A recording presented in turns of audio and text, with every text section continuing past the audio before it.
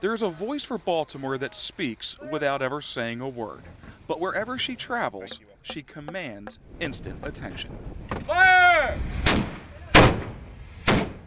Well, the mission's always been about the city of Baltimore, and as a goodwill ambassador for Baltimore and Maryland, a real link to the history that's so important not only to the city of Baltimore but to the country. All right. The Pride of Baltimore II has been an ambassador for Charm City ever since being launched back in 1998. The mission?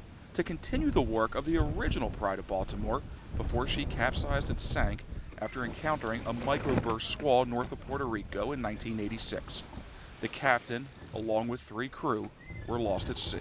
And there was a time when both the city and the organization didn't think that there was going to be a second vessel, but it was a demand of the citizens of Baltimore that they wanted their pride to be rebuilt, both literally and figuratively. And elementary school classes, unsolicitedly, a teacher would put a mason jar on the desk. Students would come in and drop pennies, nickels, dimes, but mostly, in one case, all pennies into this jar, and the teacher would show up without any asking, without any soliciting, without any ad campaign to the shipyard when they were building it and just put the jar of pennies down. 2.5 decades later, the Pride of Baltimore II is representing the city of Baltimore stronger than ever. And shortly after completing the celebration festivities here in Maryland, the captain and crew invited me to join them as they push forward north to Boston, where they will continue to participate in celebrating the War of 1812. Especially this one with the Bicentennial War of 1812. I mean, there's such a rich history that's really, I mean, in the planks, literally. And that's something that not enough people appreciate. And if we forget about it, then we'll forgotten.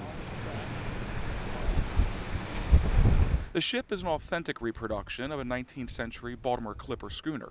Simply put, nothing happens without lots of hard work. Check out when you're ready, forward! Up, up, up. 1!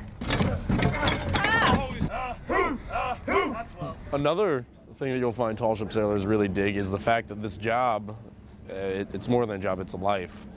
And it's really easy to ignore everything else about your life. So, you know, I might have problems, but they're really far away right now. Relying on the wind as the ship's primary source of power, the Pride of Baltimore II is almost totally self-sufficient, complete with its own chef to feed the crew of 16. A lot of sea cooks learn to cook as sea cooks, and they're typically in the industry beforehand, and then it kind of falls upon them. I was planning on being a chef at one point in my life and decided against it, but it's a skill set and a trade that I know, and it's something that'll keep me in this industry, and I like that. Its crew members spend days together at sea with limited personal space. We live in a fishbowl, and if anyone tells you that they don't get kick out of it, they're lying to you. It gets intimate, whether you like it or not. You become very close with the people around you, whether you like it or not. They share shifts and responsibilities, working for one common goal: to make sure that the Pride of Baltimore II is presented as stunning as possible. It's a brand, it's a thing of Baltimore. We have a lot of great things in Baltimore. We've got the aquarium, we've got Fells Point in the historic district there, but this is something that travels outside of the city of Baltimore. And you might not have heard, but I did on deck yesterday. Someone came by in a small boat and said to someone else as they got close, "I know my ships, and I swear that's Pride of Baltimore too." She will travel thousands of miles over the next couple months, acting as an ambassador for Maryland and representing the city of Baltimore with grace and pride. It's been amazing, and I've learned so much. And you're right, this ship in particular is she's special.